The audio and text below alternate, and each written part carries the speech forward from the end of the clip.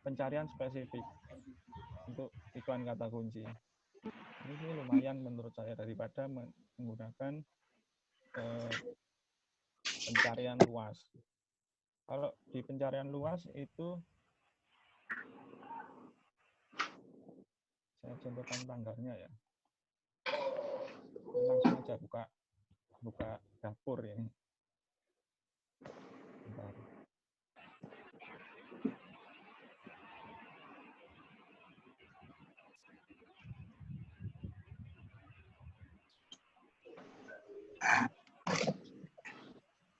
Jadi mungkin teman-teman bisa mencobanya untuk mengganti apa namanya pencarian. Wah ini enggak bisa nih chatnya. Mas ada suaranya Mas, dekatkan aja ya. Suaranya bisa setting tanggal nih.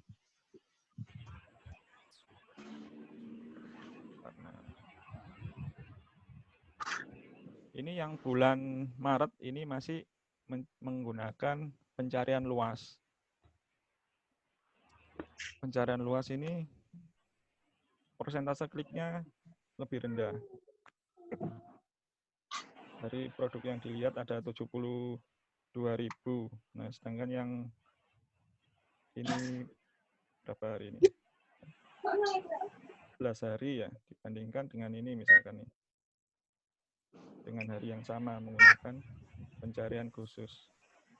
Nah, ini memang lebih sedikit nih apa namanya persentase dilihatnya, tapi kliknya lebih banyak.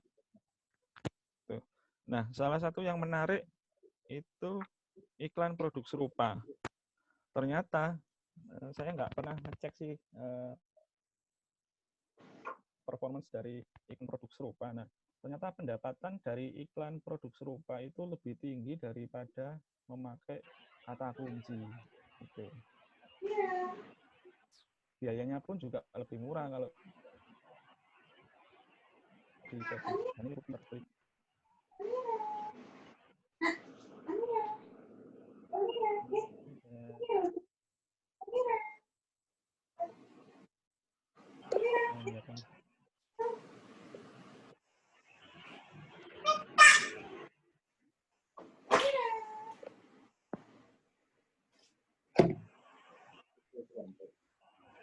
Nah, ini.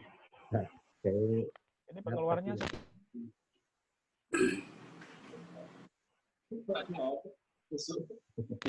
Tapi jumlah di sini setelah mengetahui apa namanya performance dari iklan produk serupa, saya mencoba untuk meningkatkan lebih banyak lagi dari produk yang saya ikutkan nih di iklan produk serupa. Ini untuk apa namanya jaga nih kalau pembeli itu berubah pikiran.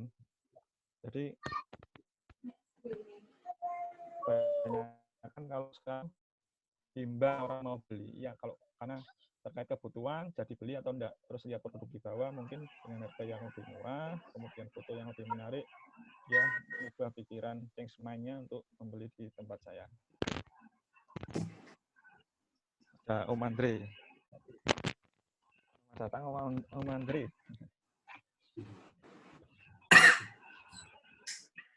Mungkin demikian, jadi sedikit yang saya sampaikan. Mungkin ada pertanyaan dari teman-teman. Terima kasih Mas Azam, ilmunya. Sayang tadi speakernya nggak didekatkan. Oh, iya. Ini yang mau tanya ya dulu nanti bisa diurut bergantian. Di unmute dulu. Monggo yang mau tanya silakan ajukan jari di chatnya. Apa semua? Mau ini. Ini aja. Rumahnya baru. Aku rumahnya sendiri. Mas Yoni, kalau unmute ini. Sudah saya semua. Tuh. Unmute, clear aja. Saya.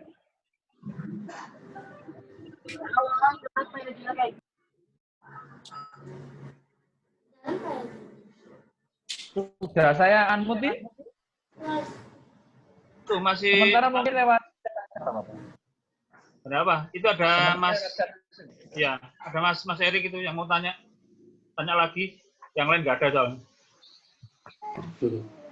Ya mumpung lama nggak ketemu.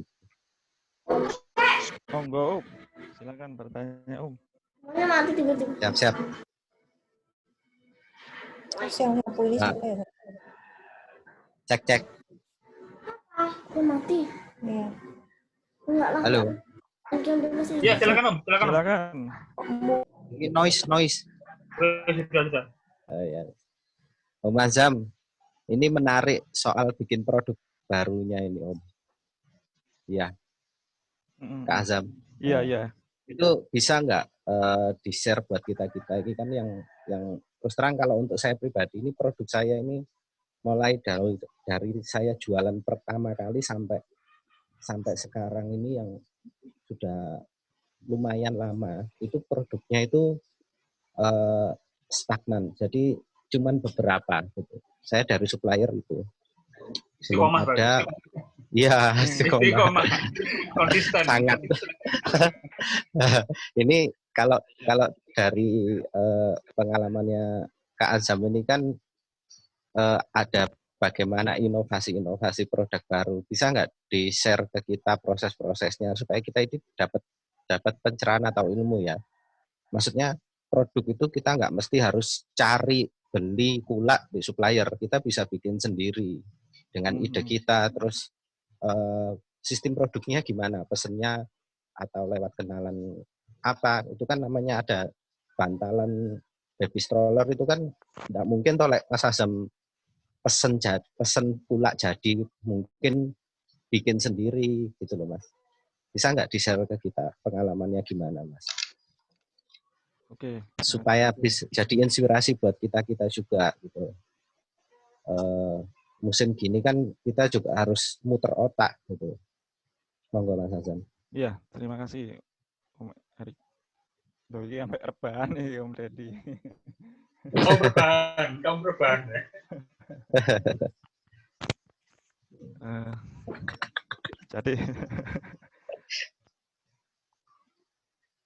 Jadi yang pertama saya lakukan itu melihat kompetitor.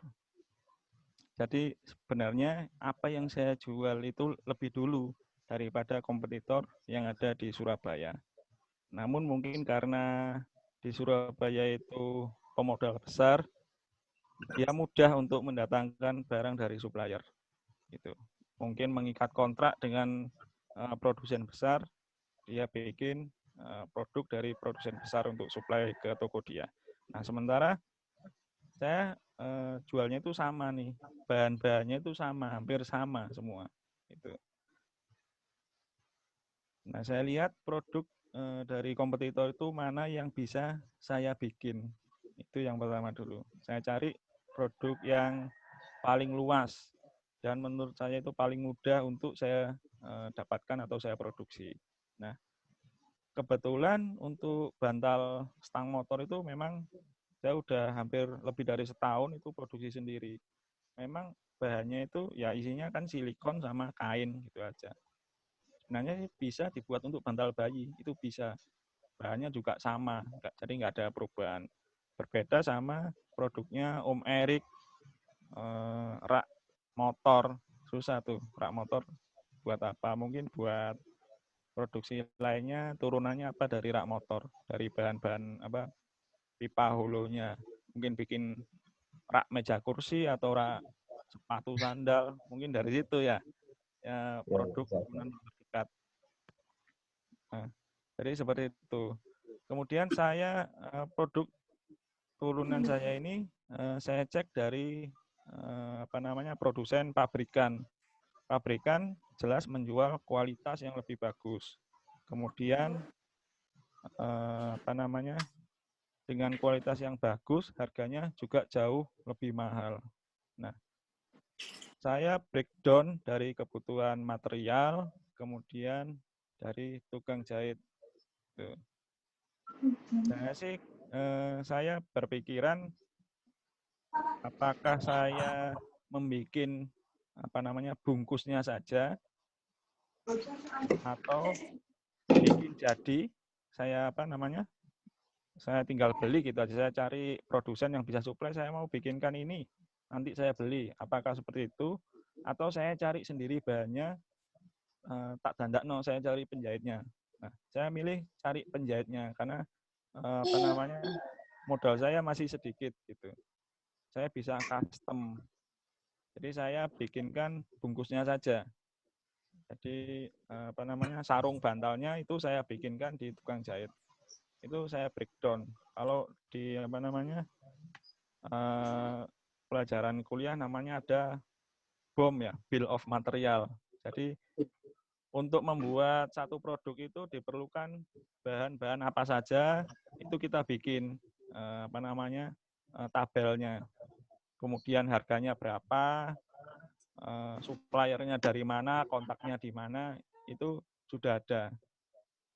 Itu kita memudahkan kita untuk melakukan kontrol terhadap flow proses kalau kita mau bikin sendiri. Sampai produk itu jadi. Nah, setelah ketemu nanti HPP-nya berapa, baru kita cek dengan harga pasar. Di pasar itu ada yang produsen sendiri, ada yang bikinan pabrik, ada juga produsen sendiri, tapi dengan harga yang lebih murah, kualitasnya itu menyerupai bikinan pabrik. Nah, gitu. Saya mencoba melakukan pendekatan yang murah dan kualitasnya sama dengan pabrik. Saya membeli beberapa sampel produk. Nah, kebetulan nih di rumah ada baby juga nih baru lahir. Nah, itu juga termasuk rezeki ya yang dititipkan ke saya. Saya pakai foto model buat model saya. Dulu kalau kursi boncengan anak saya yang nomor 1 sama 2 itu saya pakai model buat testimoni ke pelanggan. Sekarang ada baby lagi, itu yang saya pakai untuk produk baru saya gitu. Untuk meyakinkan customer. Jadi saya balik lagi pendekatan saya mendapatkan harga yang murah, saya jual yang jauh lebih murah. Pertama kali jualan, saya nggak ambil untung banyak, supaya nanti produk saya itu bisa naik ke atas, bisa manjat tuh posisinya. Gitu. Nah mungkin nanti karena margin yang saya peroleh itu bisa saya mainkan, gede marginnya ternyata dari bikin sendiri. Gitu. Kebetulan juga saya sering main ke konveksi ke Surabaya, bahan-bahan konveksi yang ada di Surabaya, jadi tahu tuh mana bahan-bahannya, jenis bahan-bahannya apa gitu. Jadi seperti itu Om Erik. Siap. Gimana Om Erik? Siap Om. Oh, saya tahu nih kenapa lumayan. Bocor jadi di depan. Ya soalnya bocor tidak depan. Oh ya loro suwe-suwe. Ini Om Erik juga. Ini ada dari Mas Johan, ini ada berapa kali stop produksi. Itu pertama kali Mas Hasan di chat. Ya. Kalau varian varian dari bantal atau sofa bayi itu kan banyak. Di kompetitor itu ada sampai 30 varian karakter ya, belum termasuk warna. Jadi karakter saja itu ada kurang lebih 30. Saya nggak mungkin nyetok segitu banyak. Kemudian kebutuhan bahan untuk kain itu kan kalau produk itu kainnya itu kain spray. Jadi yang dipakai itu kain katun sama dengan yang dipakai buat spray yang ada di rumah. Nah itu bahannya paling murah itu ada di Surabaya. Cuman di sana itu minimal 30 meter kalau mau ngecer. Kalau mau lebih murah ambil satu roll itu lebih murah, tapi harganya kan mahal. Satu roll itu ada 100 meter, kemungkinan harganya sekitar 3 jutaan. Kalau mau 30 karakter, 90 juta untuk kain aja, untuk bikin stok. Saya ambil untuk menentukan HPP saya pakai harga kulaan kain yang paling mahal. Saya ambil ecer di pasar besar di Malang. Di situ kan banyak penjualan kain tuh.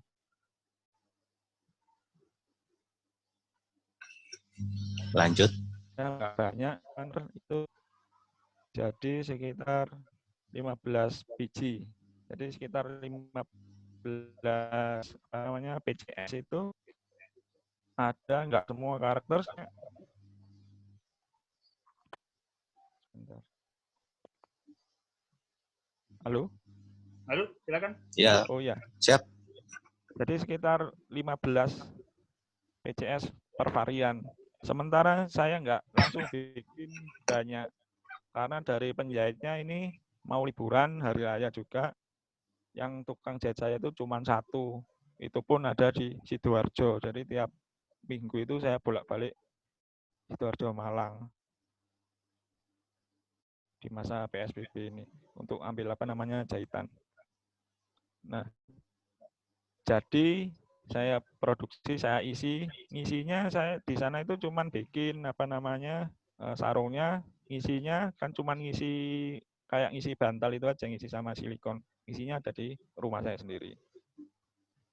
Itu jadi satu karakter saya posting, jadi satu lagi saya posting. Nah, sekarang sudah ada, alhamdulillah ada 5 varian. Itu pun peminatnya juga banyak. Gitu.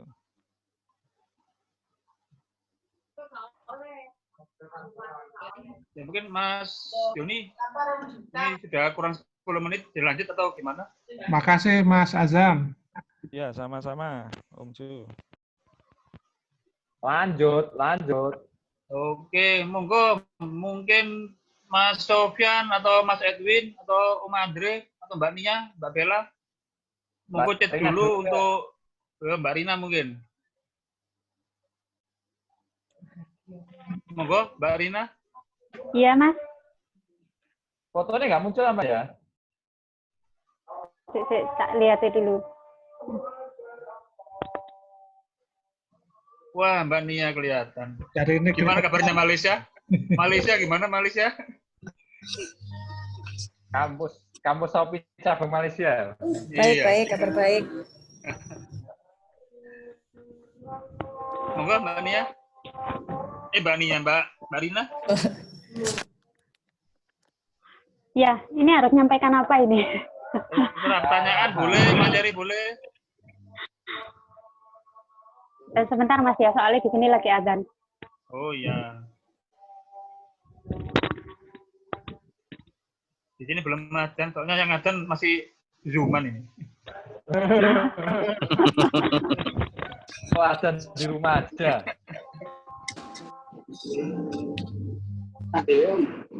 Mas Ded atak sego.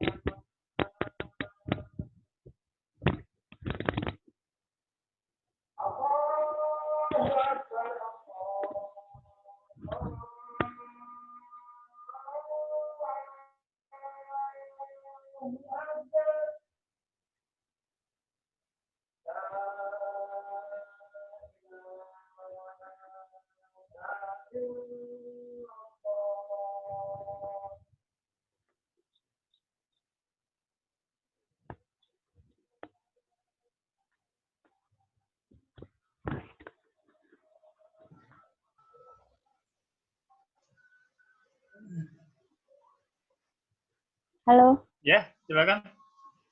Ya, kalau dari saya sendiri mungkin mau menambahkan dari yang disampaikan Mas Azam sama Mas Yoni tadi.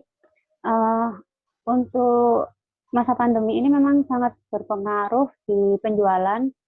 Penjualan saya juga bulan ini kebetulan memang lagi turun sangat dan orderan lumayan sepi, cuma ada beberapa aja. Kalau untuk menambah varian jualan, kalau dari saya sendiri memang belum bisa menambah atau ikut berjualan seperti teman-teman berjualan yang sedang tren saat ini. Jadi saya tetap mempertahankan produk jualan saya. Jadi ya orderan yang masuk pun ya memang cuma sedikit, ya dari itu saja. Mungkin ya dari yang disampaikan Mas Azam tadi memang sangat bermanfaat juga. Kebetulan saya juga belum pakai fitur iklanku karena yaitu tadi modalnya masih sedikit. Cuma itu sih.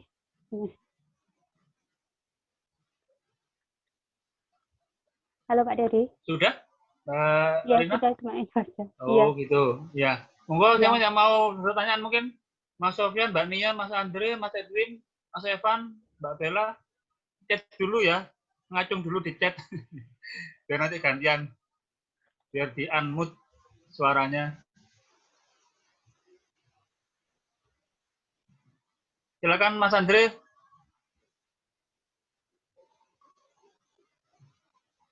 Mbak Nia mungkin dari seberang lautan sana. Saya mau nanya. Oh ini Mas Azam, ada yang tanya lagi. Mbak Rina kan jualannya produk pembersih ya? Iya Mas. Biasanya sih ini menjelang hari raya banyak orang bersih-bersih. Tetap nggak ada kenaikan sama sekali tuh penjualan meskipun. Kalau bulan ini ada sih, cuman nggak seramai bulan lalu gitu Mas. Cuman yang lebih sering itu offline-nya gitu. Jadi di Shopee memang agak sepi, tapi offline-nya alhamdulillah agak rame gitu. Biasanya kalau online-nya rame, offline-nya sepi gitu. Kalau untuk bulan ini offline-nya alhamdulillah yang agak rame gitu. Jadi dari tetangga, teman dekat gitu banyak yang order juga. Kalau untuk dari Shopee sendiri kemarin ada yang dari luar Jawa, jadi saya minta untuk batalkan karena takutnya nyangkut di pengiriman itu. Itu Mas Azam. Oke, terima kasih Mbak Rina. Ya, sama-sama.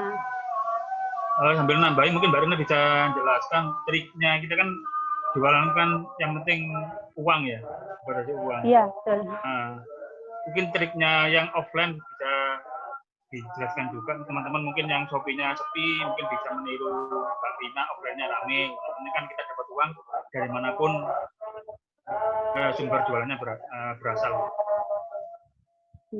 Kalau offline itu jujur memang harus ada stok ya, karena kalau nggak ada stok di rumah kan pasti bingung kalau tiba-tiba ada yang beli gitu. Jadi ya harus bekerja sama dengan suppliernya gitu. Harus stok barang meskipun sedikit-sedikit gitu. Takutnya ya itu kalau ada tiba-tiba tetangga atau teman dekat ke rumah beli gitu pas nggak ada stok kan kasihan balik suruh besok lagi gitu. Untuk dalam bentuk iklan offline-nya melalui apa aja? Kalau iklan offline saya dari WA, Facebook juga, terus sama IG. Tapi IG sekarang udah jarang. Yang lebih sering di WA itu. Pakai broadcast WA? Enggak. Enggak pakai story-nya di WA. Jadi cuma story aja, iya. Statusnya itu ya. Iya, betul. Kalau untuk online sendiri sih saya cuma naikkan produk, sementara cuma itu aja, naikkan produk, kayak promo toko sama pakai voucher diskon gitu. Ya silakan yang lain mungkin, Mas Evan mungkin, Mas Edwin kayaknya gedua emang dari tadi. lihat film atau lihat apa ini? Curiga aku. Balas chat. Ya, silakan Mas Edwin. Kok tambah gemuk ini pipinya? Hah? Tambah gemuk pipinya. Mau mantu tok, ketemu dari mana? Menganturu. Monggo Edwin, kalau mau share atau apa, silakan Mas. Ya, kalau saya sendiri sih buat nambahin jualan, ya ada jual kayak hand sanitizer, jual masker, beberapa ada yang jalan, beberapa ada yang mandek kayak Om Azam itu. Tapi kalau saya, contoh kayak hand sanitizer, saya beli rencana buat dijual, kenyataannya harganya sekarang udah turun. Nah, untuk ngatasin supaya nggak terlalu rugi, itu saya kasih paketan. Jadi produk mana saya yang jalan, itu saya banding dengan itu, saya hitung dua barang ini, ya hitungannya yang hand sanitizer saya jual rugi, tapi ketika ditutup dengan barang satunya, itu nggak akan rugi. Jadi contoh katakan saya misalnya jual aksesoris HP, mungkin modalnya katakanlah 30.000, mungkin saya bisa jual katakanlah 70.000. Nah, berarti misalnya hand sanitizer ini subsidinya saya ambil untung dari produk satunya, tapi saya bundling. Tapi saya kasih bundlingnya bukan hanya berupa foto produk, enggak. Tapi kan bisa bikin paketan di Shopee itu ya. Jadi produk mana saya banding dengan produk mana. Jadi ketika beli produk A, dia bisa membeli produk B dengan hanya menambah katakan uang sekian. Jadi kalau dipikir-pikir, misalnya katakan hand sanitizer, misalnya satu botol yang 250 ml itu katakan sekarang harganya udah 30.000 ya. Dulu saya beli masih mahal. Saya rubah jadi botol kecil-kecil. Saya hitung HPP-nya sama harga barang itu kalau jadi si buyer ini saya hanya suruh tambah Rp1.000 aja untuk hand sanitizer. Tapi sisanya saya ambilkan dari produk satunya lagi yang nutupin untuk kerugiannya itu. Itu lumayan yang hand sanitizer kalau saya jual satu nggak keluar daripada saya jual rugi, saya bundling lumayan sudah mau hampir habis hand sanitizer-nya. Ya hitungannya saya nggak rugi karena kan produk saya yang satunya keluar tapi subsidinya saya ambil dari produk satunya itu tadi. Itu yang bagi yang bagi yang main kayak masker atau hand sanitizer yang mungkin sudah terkadung geli terus nggak jalan ketimbang mangkrak lah. Kalau saya sih tak gituin lumayan bisa keluar barang tanpa harus jual rugi. Kalau dari segi customer hitungannya jual rugi, tapi dari segi seller nggak rugi itu, anggap aja promosi. Biaya iklan gitu ya? Ya katakanlah misalnya katakan saya tapi saya bandingnya ya lihat produknya, ya nggak bisa semua produk seperti itu. Yang pasti pertama saya banding dengan produk yang laris, yang untungnya lumayan. Misal katakan ada produk misalnya mungkin katakanlah ada 10 produk. Mungkin untungnya bisa 100% lebih atau mungkin 200% lebih dan laris, ya dibanding sama itu. Jadi ibarat kita ngurangin misalnya nilai katakan 5.000 atau 7.000 untuk nutupin yang produk satunya itu kan kita nggak rugi gitu loh istilahnya. Masih ada keuntungan tapi barang yang mati ini bisa keluar. Oke. Itu triknya. Makasih Om Edwin, triknya dari senior kita. Om Edwin senior ini, pemain lama ini, pemain lama di marketplace. salah satunya Edwin ini spesialisasinya di sarung HP kan ya. Sarung HP ya, trik-triknya dari Edwin. Ini ada Mas Evan, Mas Yoni yang mau tanya, silakan di-unmute dulu Mas Evannya. Mas Yoni. Nah, udah. Halo, cek tes. Ya, sudah. Halo, tes. Ya, silakan. Baik, silakan. Sebelumnya terima kasih sudah mengizinkan gabung. Ini pertama kalinya ikut temennya Mas Yoni. Nama saya dan produknya. Ya, saya jualan pakaian, jualan kaos custom.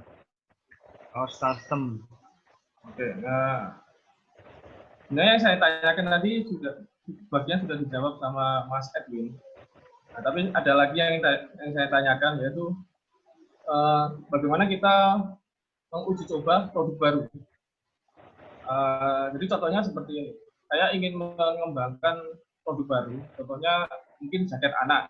Nah, itu mau produksi sedikit, itu kalah harga dengan penjual yang lain. Tapi mau produksi banyak sekaligus, itu takutnya menjadi dead stock.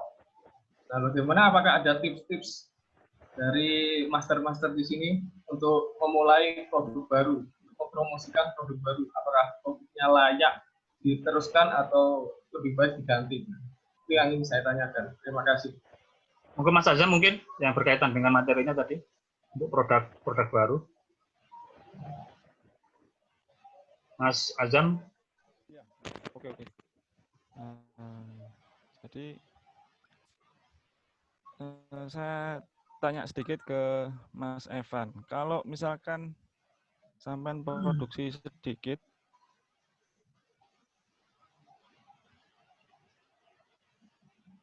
itu harganya pokok produksi, kemudian ambil untung sedikit, kemudian dijual, pasti bisa terserah sama pasar.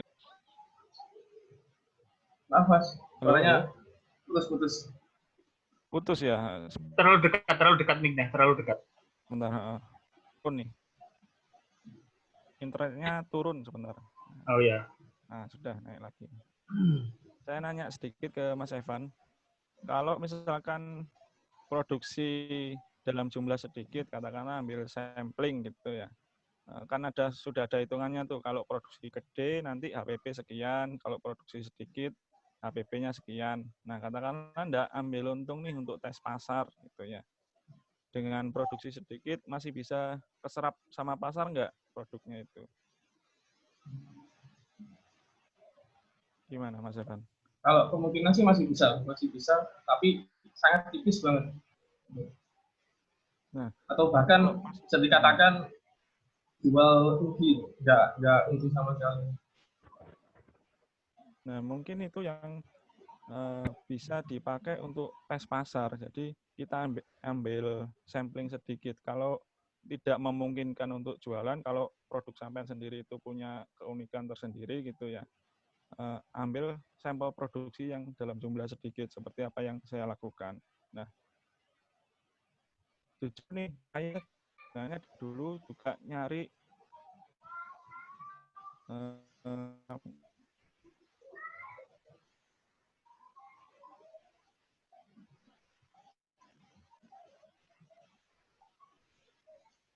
kalau saya sendiri sudah lama mencari produk jaket anak, itu susah gitu. Adapun yang dijual di pasar itu branded, harganya juga mahal, sampai 150. Anak berkendara sepeda motor.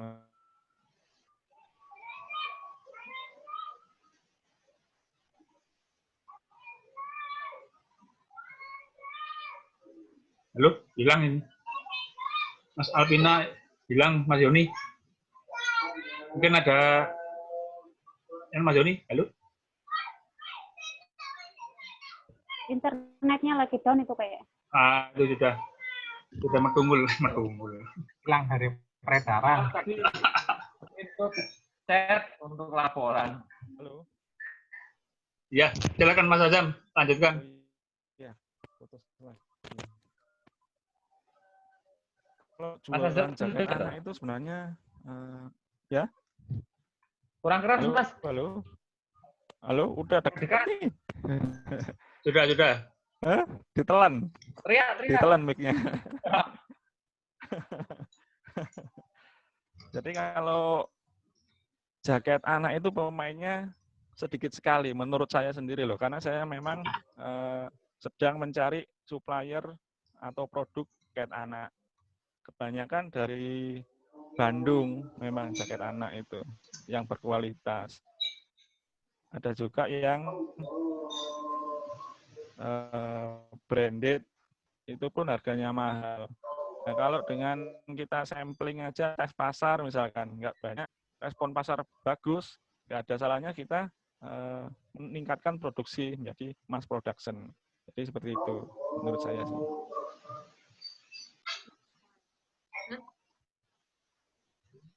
Gimana, Mas Evan? Halo ya? Berarti dicoba sampelnya sedikit dulu aja, Mas ya? Iya benar. Jadi yang penting itu produknya unik gitu, nggak bisa didapat di semua toko untuk jaket anaknya. Kalau respon pasar bagus ya bisa dilanjutkan ke mass production.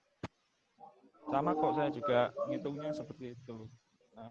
Produksinya sedikit, kemudian kalau ada peminat banyak, saya jadikan mass production. Yang penting kita sudah ada persiapan. Kita kan punya perencanaan nih. Kalau mau produksi banyak, source-nya itu kita ambil dari mana saja itu kita sudah tahu. Jadi kalau misalkan respon pasar bagus, itu kita nggak kehilangan momen gitu. Nggak perlu kehilangan momen, kita udah siap segalanya, tinggal produksi saja langsung dilempar ke pasar.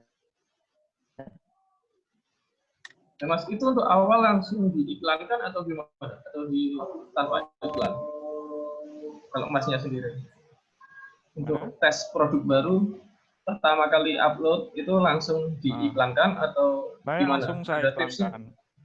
Saya iklankan. Pertama, saya langsung iklankan, nggak lama, cuman seminggu biasanya untuk trial and error-nya. Saya pakai bid. Kalau dari di Shopee kan pencarian luas itu Rp180 per klik. Saya pakai 200. Saya nggak pakai kata kunci yang disarankan, tapi saya mencari sendiri kata kunci yang ada di kolom tambah kata kunci itu kan ada, kita tinggal ngetik gitu aja ya. Itu kita cari yang paling banyak pencariannya. Nah, itu yang saya pakai. Saya nggak pakai lebih dari 5 kata kunci. Cuman 5 yang sering menurut saya itu, sama menurut pencariannya yang di Shopee itu dipakai sama customer. Saya pakai Rp200 aja per klik. Kalau udah respon bagus, pertama kan kita cuman ngumpulin bintang tuh.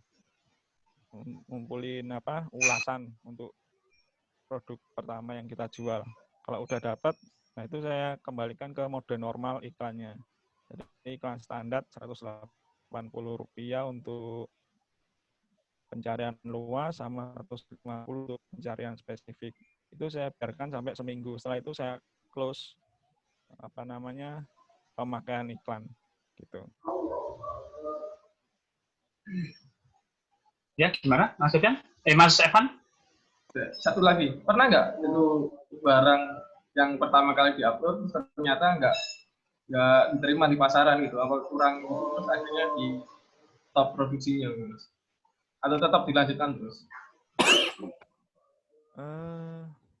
Saya pernah sih, kalau kursi bonceng saya juga pernah produksi sendiri. Itu kurang bagus respon pasar karena memang kualitasnya beda. Nah itu saya stop gitu. Memang kalau nggak ada peminat, ngapain kita lanjutkan kan gitu. Sama juga kerja bakti lah, nggak dapat apa-apa, dapatnya juga cuma capek aja. Itu ya kita stop, mau nggak mau kita stop. Gitu. Nah kalau sudah kita putuskan stop untuk produk itu, nah kita harus memikirkan langkah selanjutnya. Apakah produk yang tadinya udah kita rilis itu kita kembangkan lagi, atau memang udah nggak reliable untuk kita lanjutkan produksi, udah nih kita reject, nggak usah produk yang kayak gini, atau perlu kita tambahkan atau kita perbaiki dari permintaan pasar. Biasanya kan kita dapat feedback tuh dari produk yang kita lempar, meski nggak laku, kita harus dapat feedback. Apa kita sudah nggak reliable untuk dilanjutkan, ya udah kita stop aja itu produksi. Tapi prosesnya itu lama, dari memutuskan untuk lagi produksi itu sebisa mungkin kalau kita kalau saya sebagai produsen itu harus mencari tahu dulu penyebab produk nggak diterima di pasar sebelum akhirnya memutuskan untuk tidak memproduksi produk tersebut. Jadi seperti itu, Mas Evan. Mana Mas Evan? Sudah. Sudah terpuaskan oleh jawabannya Mas Azam? Terima Sudah kasih ya? Mas. Ya, terima kasih Mas Evan. Semoga sukses jualannya. Nah, ini ada Kak Bella ini yang mau tanya Mas Yoni. Kak Bellanya ngilang atau nggak muncul gambarnya ya, Mas Yoni? Nah, ini sudah ada. Monggo Mas Yoni di-unmute dulu. Halo Kak, selamat sore. Selamat sore. Iya Kak, saya Bella. Produk saya itu skincare sebenarnya. Cuma kan baru 2 hari ini jualan di Shopee. Jadi saya cari kan produk apa yang benar-benar lagi booming di Shopee. Ternyata saya lihat itu kayu secang sama hand sanitizer. Akhirnya saya coba jualan itu. Nah, kan saya baru masuk di Shopee 2 hari. Itu hari pertama itu orderan kayu secang itu lumayan banyak. Hari kedua itu orderannya cuma hand sanitizer aja. Terus hari ketiga itu nggak ada orderan sama sekali. Yang saya mau tanyakan itu, kalau menaikkan perform toko dan bersaing dengan toko star seller itu gimana? Oh gitu. Silakan Mas Azam mungkin ya, Mas Azam atau Mas Yoni atau Mbak Nia ini pematerinya yang mau jawab. Silakan Mbak Rina. Mbak Rina dulu mungkin. Saya screenshot laporan dulu. Mbak Rinanya hilang kayaknya. Mas Azam atau? Saya. Gak apa-apa Mas ya. Saya screenshot chat dulu. Mas Azam. Silakan Mas Azam di-unmute dulu, Mas Yoni. Nggak berhasil nih. Wah, ditolak berarti. Mas Azam sendiri coba meng-unmute dirinya. Nah, sudah. Sengaja saya biarkan soalnya. Bentar ya. Oh, itu. Saya ngupload chat dulu. Sudah lapar kayaknya Mas Azam. Ngelak bisa. Tenang, pahalanya kayak kemarin bagi ilmu. Oke loh, kurang 2 jam. Cari tahu dulu ya, kayu secang itu apa sih? Saya nggak paham produknya. Nama tokonya apa, Kak Bella? Halo. Nama tokonya itu Faizatur _ Bella. Faiza? Ya. Kayu secang itu fungsinya itu biasanya dibuat wedang itu loh, Kak. Apa? Cuma kan kalau Gimana? Om Ded, cek. Minecraft. Oh iya lah, ya udah di sini. Monggo. Mbak Bella lanjut. ya, kayu secang itu yang biasanya dibuat wedang gitu loh. Jadi kan biasanya wedang itu ada campurannya kayu secang, terus jahe, gula batu dan lain-lain. Cuma kan saya ambilnya yang kayu secangnya aja gitu. Kalau wedang saya tahu soalnya. Saya juga pakai soalnya wedang Nah, itu memang lagi booming wedang dari Jogja saya dapatnya. Betul. Nah, produknya cuman 2 itu aja ya di tokonya ya? Iya, sebenarnya kan baru 2 hari yang lalu sih saya masuk jualan di Shopee. Sebenarnya itu produk saya itu skincare, tapi saya cari perform toko dulu gitu maksudnya. Jadi banting ke situ dulu gitu. langsung aja Mbak. Mungkin tak tambahin aja ya. Kalau buka toko baru, kita assortment-nya tuh langsung banyak.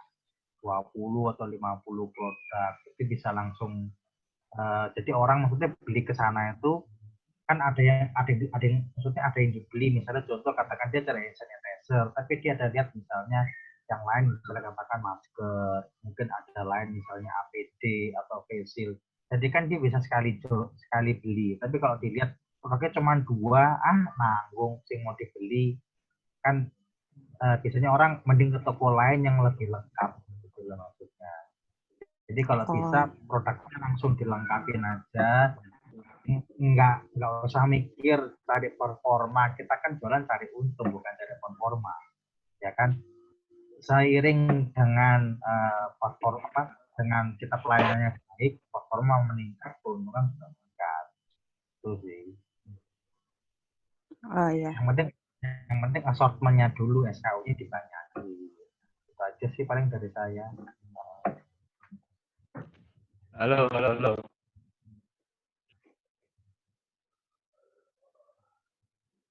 Halo Mbak Bella. Iya Kak. Saya tambahi Mbak Bella. Jadi Mbak Bella memang niatnya ini tokonya nggak dibikin fokus ya, jadi jualan serba ada rencananya. Sebenarnya itu mau fokus ke skincare-nya, cuma kan niatnya itu biar tokonya itu terlihat dulu gitu, maksudnya terlihat ada bintangnya, ada rintingnya kayak gitu. Jadinya itu masih di tokonya juga masih belum terlihat jelas fokusnya apa gitu Kak. Oh gitu. Jadi gini, toko di situ ada 2, yaitu yang pertama toko serba ada. Itu kalau toko serba ada itu jualan segalanya. Itu memang nanti akan berpotensi dapat banyak review karena yang dijual gitu loh. Yang kedua adalah toko yang fokus. Toko yang fokus kadang tidak satunya pembeli ya, karena hanya terbatas seperti itu. Nah, tapi sebenarnya ya apa ya? Benar yang dikatakan Mas Edwin bahwa fokusnya itu di awal itu adalah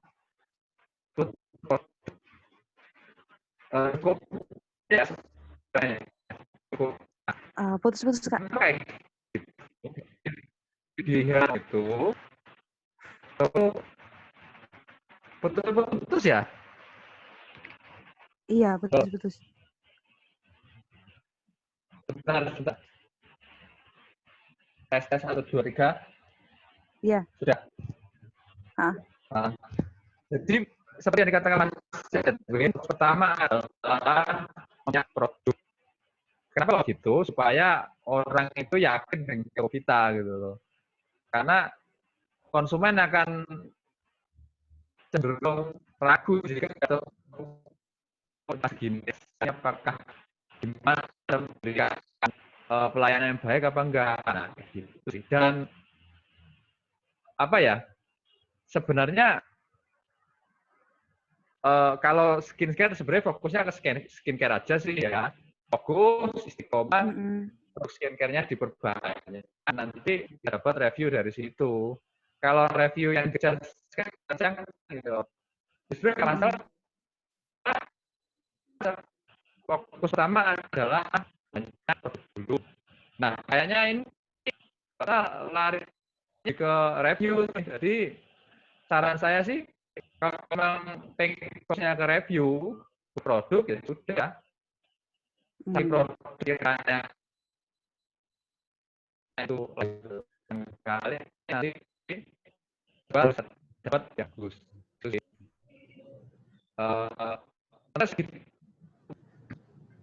halo. Tes. Iya. Kayak gitu. Iya. Makasih. Kan sayangnya sepi ya. Itu sudah banyak yang keluar sih, cuma belum ada yang baru satu yang ngasih penilaian. Oh gitu.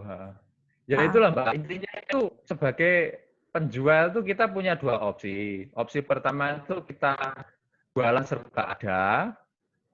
Apa yang kira-kira di pasar, apa yang dicari, kita jalan. Nah itu keuntungannya adalah kita bisa beli juga dari bagus. Nah, tapi kelemahannya ya ini orang yang memang nggak suka si toko yang serba ada gitu. Secara dan halo.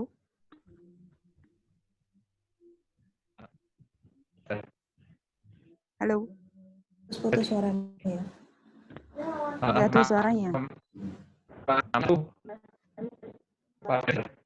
Bentar.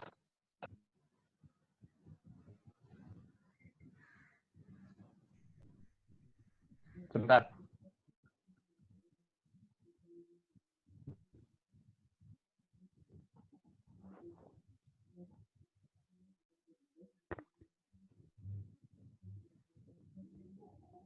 Tes 1, 2, 3. Iya. Oke,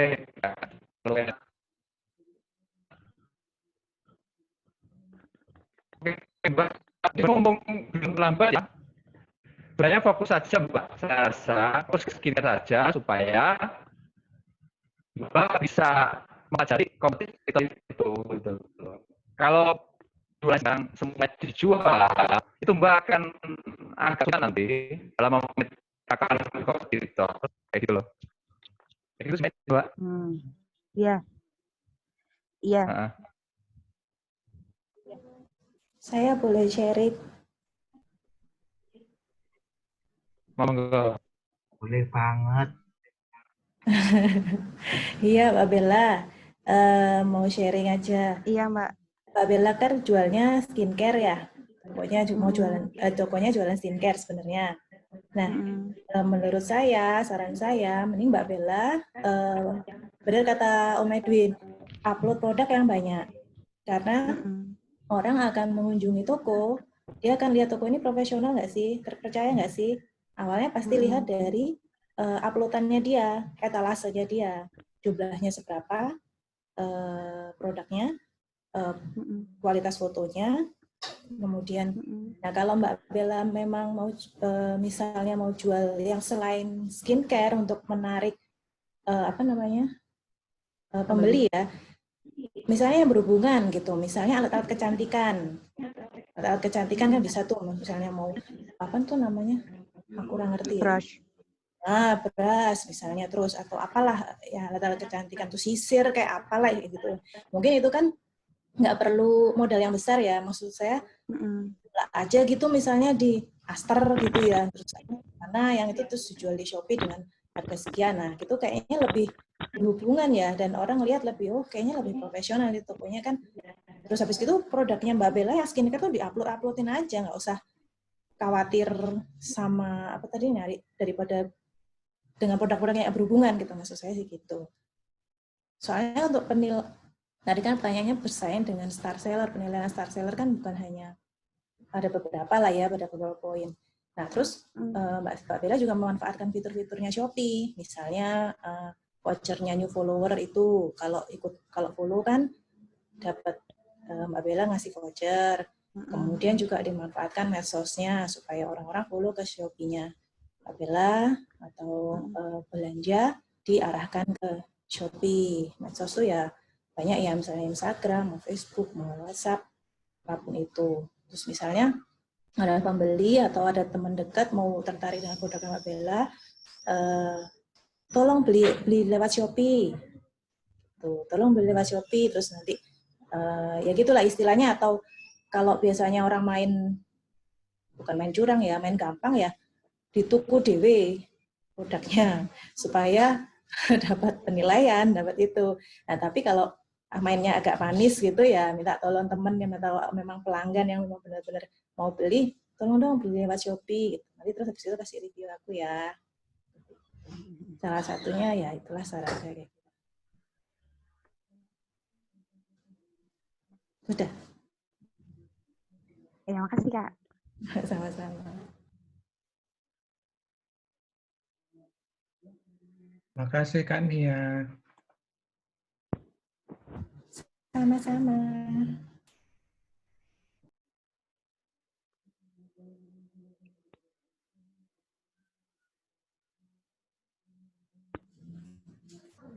Hostnya kemana ini terusan? Kakak Direkam di-unmute dulu. Kakak Dedotnya di-unmute. Mas Dedi. Mbak Nia? Nggih. Sampun nggih. Nggih. Mas Yoni, monggo. Ada lagi mau tanyakan? Tidak, Mas Yoni, gimana? Terus ini? Saya nge-lag Mas Yoninya. Dorong buko. Ngelak. Oh iya Kak, mau tanya, kalau mau gabung grup di kampus Shopee gimana ya? Kalau yang di WA? Oh, belum. Oh, iya. Mungkin Mas Yoni ya nanti ya. Pengurusnya, Oh, iya. Mas Yoni, Mas Hasan, atau Mbak Rina mungkin yang bisa bantu ya. Tuh, untuk gabung. Monggo. Sudah dilanjut Mas Yoni? Bentar. Mbak Rina mungkin jawab dulu, sinyalku saya belum salah. Iya Mas, putus-putus ini suaranya. Ya, ini mungkin ada.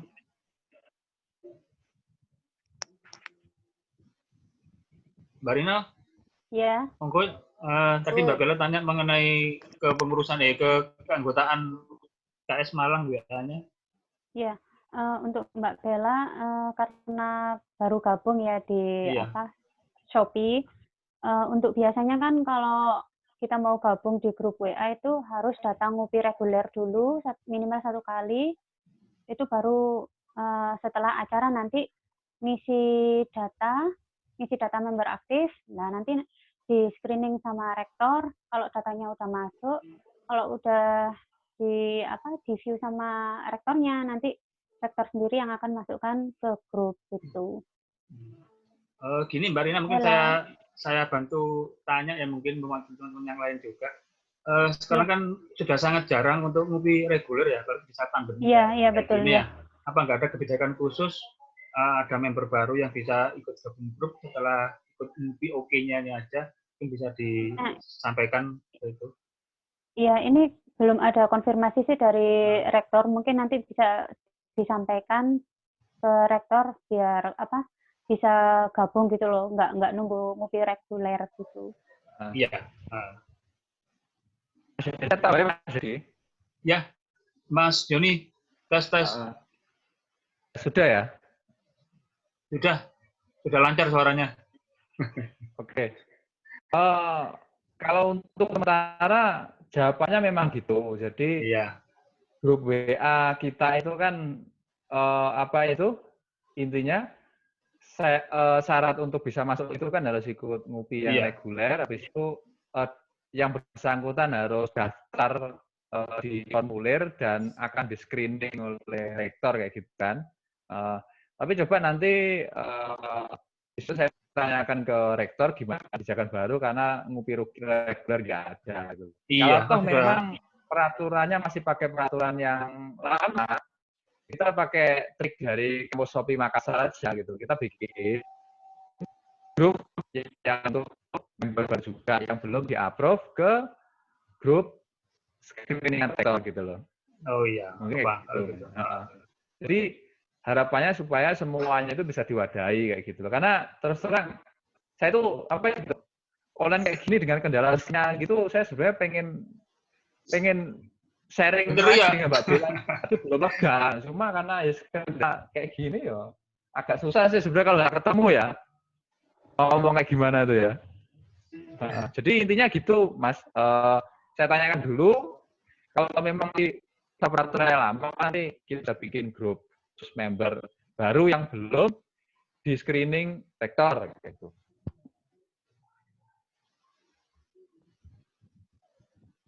Tes 1, 2. 5-2. Ya, gimana Mas Joni? Apa mau diteruskan atau gimana ini? Apa?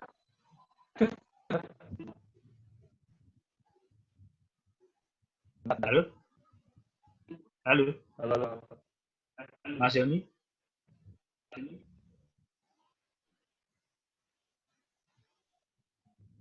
Tes 1, 2, 3. Iya. Mas Yoni gimana? Lanjut atau sudah jam setengah 4? Sudah dulu ya. Kita kita benahi dulu nanti. Ini kan mungkin pertama yang online ya. Mungkin mohon maaf juga, kami mewakili pengurus juga, setelah moderator minta maaf, banyak kendala teknisnya. Semoga nanti di kedepannya bisa lebih baik lagi teknisnya ya. Semoga juga sudah banyak juga yang mau join gitu ya. Untuk ada pertanyaan yang lebih lanjut bisa langsung hubungi ke pengurus, nanti informasi selanjutnya akan di-share melalui grup WA. Itu ya teman-teman. Ya, Mas, makasih. Iya, wabillahi taufiq saya. Wassalamualaikum warahmatullahi wabarakatuh. Waalaikumsalam warahmatullahi wabarakatuh. Ya wis ngali ora. Ngene opo? Terus jangan mangan.